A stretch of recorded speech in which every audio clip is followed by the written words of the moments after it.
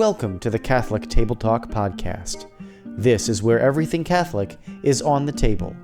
New episodes Thursdays at 9 a.m. Eastern on most podcast platforms. Here's your host, William Sauber. This is Halloween. This episode is on Halloween. This Halloween, maybe you should take it more seriously or a different approach to the big holiday, which is kind of the start of the holiday season in a way. And as you know, it's kind of a Catholic holiday, right? The secular world kind of has twisted it around. But it's All Hallows Eve, which is All Saints' Day the next day, and All Souls' Day the day following that. Um, and so it's Halloween, but again, the secular world has made it kind of twisted up, and it's not very it's been going downhill for a long time, but lots of demonic stuff has been happening recently, and just the various things about Halloween, the horror movies that you see all month long, as well as now the costumes. We'll talk a little bit about that and so much more on this episode. Thanks again for joining me as I discuss kind of in this episode, kind of Halloween. I want you to, if you have not already, look back at a couple of shows I did last year actually. Episode 170, I'll try to have them up in the right hand corner on YouTube. Episode 170 was How to Celebrate Our Hallows Day or Halloween. Is the one I did last year about this time. The other one was Episode 163, Three Ways the Devil is at Work in the World. I don't mention Halloween in that, but this is definitely a way that he has his grip on the world, for sure. So it's, he's prowling around the earth with all the evil ones, evil spirits, evil demons. So, again, how, you know, and again, I feel like a, a lot of very more, I don't mean to throw a calling one, you know, but yeah, I guess I should say lukewarm Catholic and secular Catholics probably still passes by. I don't really think anything of it. They're the people who, maybe you're one of them, I'm sorry, I'm not trying to put, but you go to church once a week and that's it pretty much. You go at holidays, that's it pretty much, and you show up for the big masses throughout the year. Um, and you don't really do much else. Or maybe you do, but you're not taking it as seriously as you should, which we all been there. Well, I'm not quite there yet myself. So, but again, how can we take this? And so I did do some more research and I did find a pretty good article. It's a pretty, goodcatholic.com. Yeah, it's a good Catholic's guide to Halloween. And well, first of all, I want to talk about kind of the costumes that Amazon is selling. And I heard the other day on Catholic Talk Radio, and it's just, one of them you can't even talk about because the host didn't say what it was for sure, and because he couldn't because it was on air, so I didn't want to look it up. But it was a priest, had to do something with a priest, so that is not good. The other one was a pregnant nun, which I guess they were joking. It said they were joking around or something. That was like, because this could be the second Immaculate Conception. It's like, okay, they're pretty much mocking the Catholic faith. And again, this is on Amazon, and just you see other Halloween stores, particular Halloween stores, are in the Halloween aisle anyway of a store, lots of different, not so great costumes that, I mean, and the kind of co-host, the producer of the show, of that show, I should say, of that time was, he said he heard little kids and laughing at the costumes because they were thought they were funny, but they were, um, kind of mocking the Catholic faith and just not really what they should be. It's not like a pumpkin. It's not like, someone dresses up as a plumber or someone dresses, what I mean? It's not that. It's way more focusing on something than making a statement about something. So, they asked, and I'm kind of following the message is, we should stand up and, write to Amazon saying this is okay because Amazon says, we don't, in their mission statement or whatever, it's like we're not really targeting anyone. That's not, we're just selling products. And it's like, no, you're kind of targeting Catholic, like Catholicism. And in a way, I mean, I mean, just a Christian denomination, right? Kind of. So anyway, write to Amazon, tell them it's not okay. But yeah, that's what they're selling costumes as a pregnant nun and something to do with a priest that no one can say over the air. So I didn't even look it up. But again, this is from a good Catholic talk show, so trusting the sources. And of course, like I said, you can walk down a Halloween store, Halloween aisle, you can probably run into the same thing, the costumes. And again, with the horror movies, it's very demonic. I mean, especially though a couple that I saw and I've, had ads and I blocked them or turned them off of Spotify as well as other things, other channels, is just like very like it's basically the devil. Like it's like a guy dressed up as a devil, right? As a devil. So it's scary, spooky, and the demonic forces actually. I mean, again, some of you, I feel like at least I think I agree majority of you probably know what I'm talking about. And this is I'm kind of preaching to the choir, but or I'm talking about what you stuff you already know. But the thing is that you know uh demons they kind of come into your life, they come into your house, they come into your into you spiritually when you engage in this stuff and the Ouija boards and the haunted houses.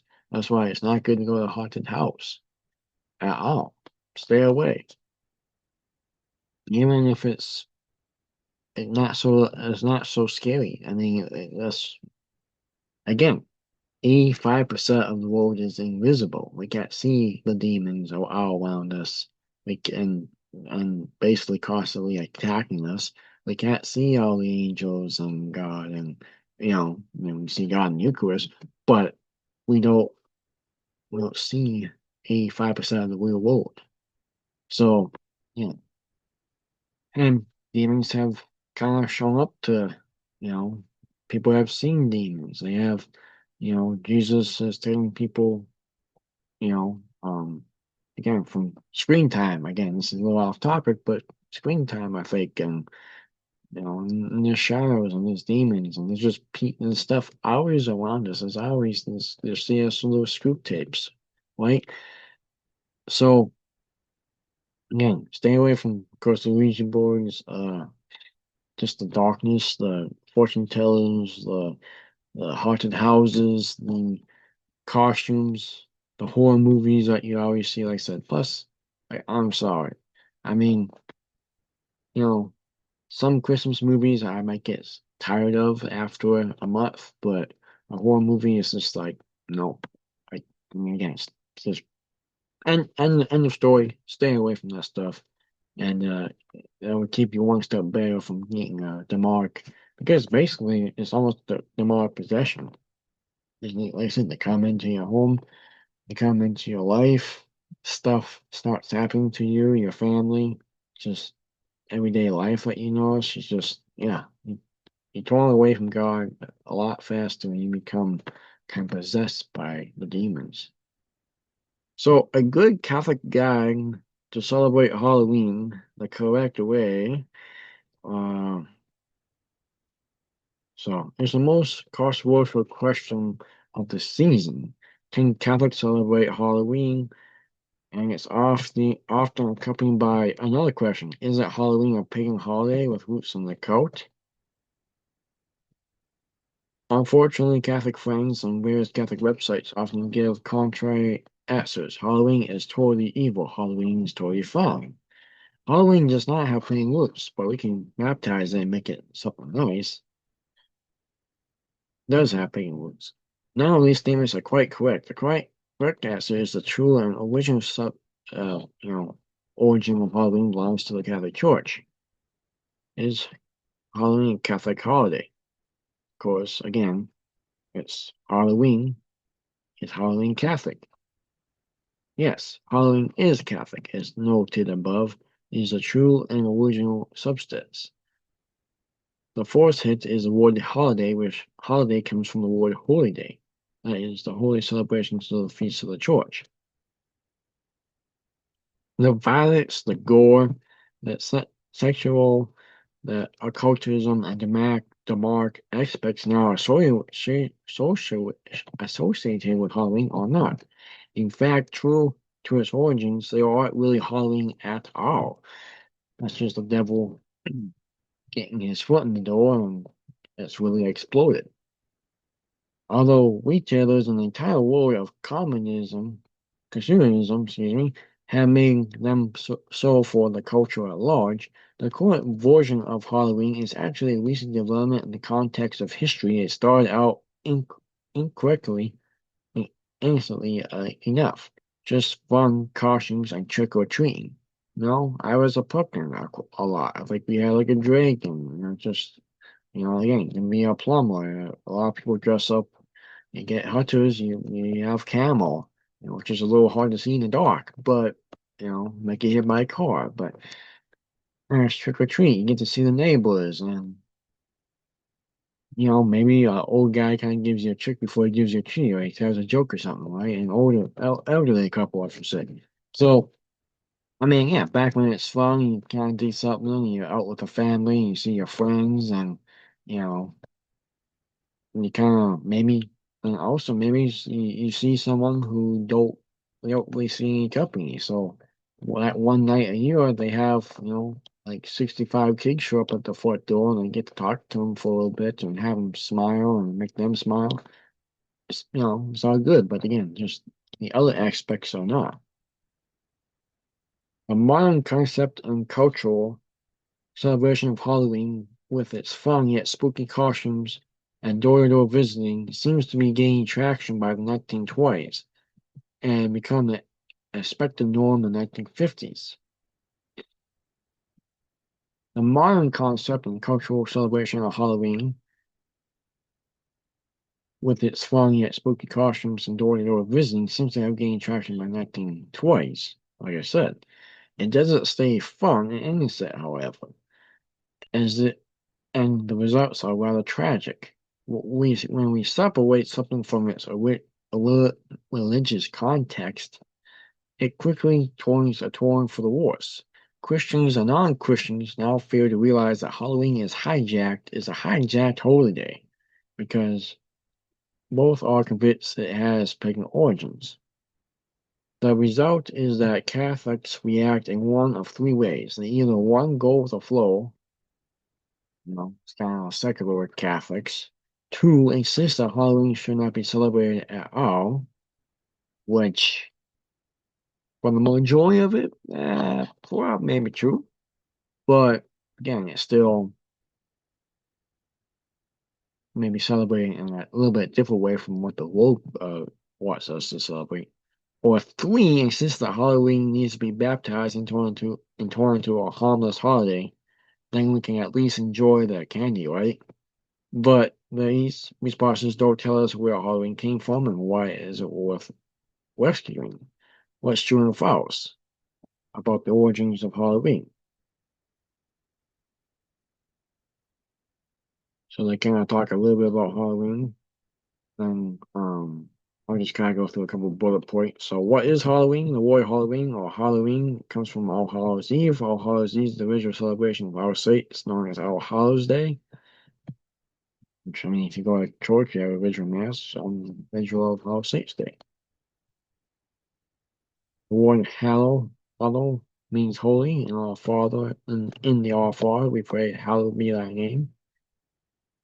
All Saints Day is a holy day of obligation, unless it's this year, and also maybe in a few years to come, in years to come, due to it's on a Saturday. Most dioceses, or at least my of dioceses around me, are not celebrating it as a holy day of obligation in 2025.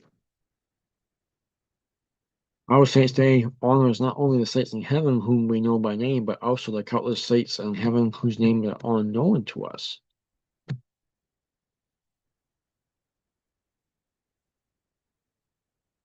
Halloween is therefore the fourth day of All Hallowtide, the time of year when the living honor all the dead in Christ, the saints in heaven, as well as all the holy souls attaining in purgatory on the way to heaven. It is a beautiful celebration of the communion of saints. Why is Halloween on October 31st? Pope Gregory transferred the Feast of Our Saints from its former day on May 13th to November 4th to coincide with the foundation of a new chapel in St. Peter's Basilica, excuse me, when he dedicated to all the saints in heaven. Halloween is on October 31st because All Saints Day is at November 1st. As Catholics, we really know how to celebrate. We really know how to celebrate. We do vigils. Vigils are when an important feast begins the night before the feast itself. If you pray religiously of the hours divine office, which I do. I started this year, a little bit before let, and I try to keep up every day. And let me tell you, it's really good. So you will see the prayers for these big feasts begin on the evening prior. So, like for example, on Saturday night, they got the vigil masses that night, and then you know they do the opening blessings prayer at each of the mass, collect of each mass, the evening on Saturday evening for evening prayer. They do that prayer. So you're like, oh, that's the one we're gonna hear in church tomorrow, or that's the one I just heard. I just got out of church. That's the one I just heard. So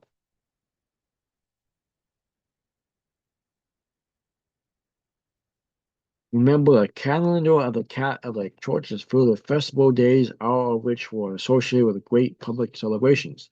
It was customary in historic Catholic Europe to have these evening vigils and with pious celebrations. The rhythms of people's lives and the culture um, moved with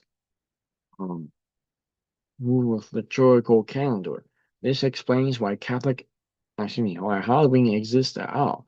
Even Catholics today begin celebrating major feasts the evening before the big day. Christmas has Christmas Eve. All Hallows Day has All Hallows Eve. It's not Catholic, but New Year's Day has New Year's Eve. I mean, New Year's Eve is basically bigger than New Year's Day. The Holy Day of Obligation has not always meant spending 45 minutes in church for Mass and then going back to work. Holy days were times for a party. And if you look at the church's calendar, past and present, with these ethos in mind, you will discover that the reasons for a party happen with great frequency. By Father Steve Golo, Ward on Fire CEO. So it's pretty much, I mean, you can read the article as well. There's a couple more questions. So I'll finish with this one. Is it true that the Catholic celebration of Halloween has pagan roots? Halloween does not have original roots in paganism, the occult, or Satanism. This common misconception is relatively new anti-Catholic propaganda, with roots going back to the Protestant Reformation.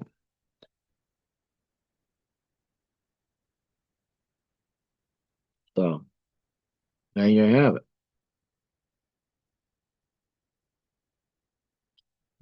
So I think I'll let you finish the rest if you want. Again, goodcatholic.com.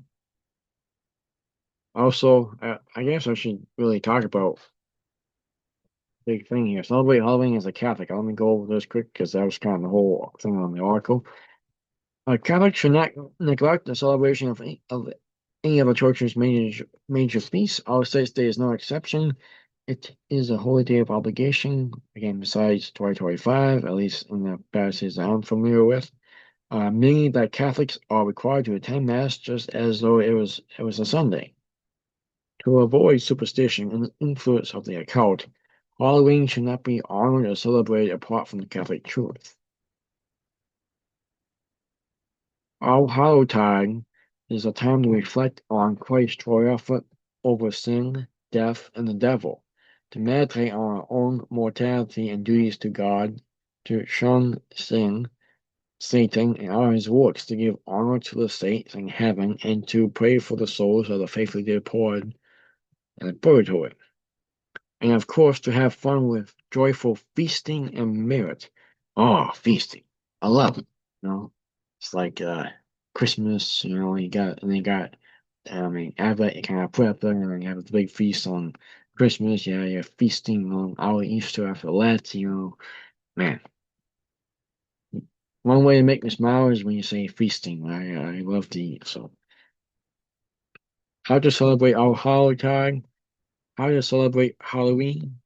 Try to get to Mass on All Hallows Eve. Pray for the intercession of the saints. Have a party with a saint-based activities or costumes for kids. Is it okay to dress up and do trick-or-treating? It's no sin to wear fun costumes and enjoy trick-or-treating. The medieval days were full of enthusiasm for dressing up, going door to door to sing to the folks, beside and more. Just avoid homes that are decorated with Hinduist or demonic decor. Find a good family focused on neighborhood to trick-or-treating. My cousin, the author's cousin, brings to a peaceful neighborhood and street we owned for communal celebration. A communal celebration that's focused on kids and their parents. So yeah, again, anything, witches or maybe even ghosts, maybe um, just again demons or devil, vampires, all that stuff. Just stay away from that stuff. Stay away from those homes. Maybe this is what I'm kind of getting out there now, so you can kind of engage or have a plan. You can maybe scout around to see maybe if you're again really like, yeah, I want to do that, and kind of maybe one day after work find a couple of streets that don't have anything like that, or just skip a couple of them. So yes, you can again make sure again really make sure to celebrate. Like, and that's with every season, I guess, folks. As we conclude, is really celebrating as a Catholic, as a Christian, right? Like, what's Christmas about? It's about Christ. You can have Christ. You can have Christmas without Christ. It's not about really, the presents, the tree, the music, the family. It's not. All those things remind us of Christmas, right? Because people were brought together at the first Christmas. The wise men brought gifts. The light. The tree is kind of lights on the. It's kind of light on the tree. Jesus is the light. Um, but again, you can't forget the main reason. Same thing with Thanksgiving. Now it's like now we watch football. It's like now be really thankful for what you have. Same thing with Halloween. Basically, study up a little bit, and really pray for this occult to stop and just really, because again, it's a mockery on the faith. And I said, email, text, call Amazon up, tell them this is all okay. As well as if you see anything else in the other stores. And again, be good stewards, go to the places again that don't have that demonic decor. So you will not invite demons home. Thank you for listening to this week's episode of the Catholic Table Talk podcast, where everything Catholic is on the table. Don't forget to subscribe to Catholic Table Talk on your favorite podcast platform to get new episodes delivered directly to you every Thursday at 9 a.m. Eastern.